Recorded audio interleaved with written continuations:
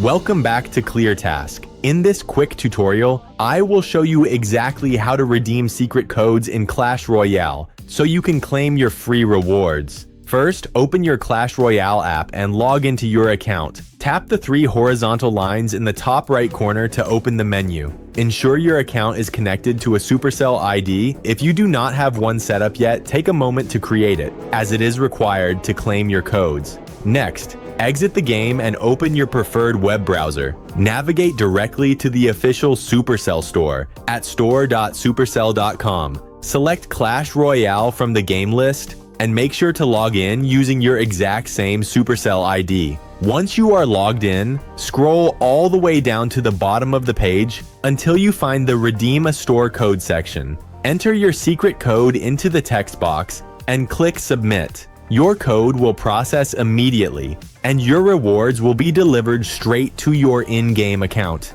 If you found this guide helpful, make sure to like the video and subscribe to the channel for more straightforward tutorials. See you in the next one.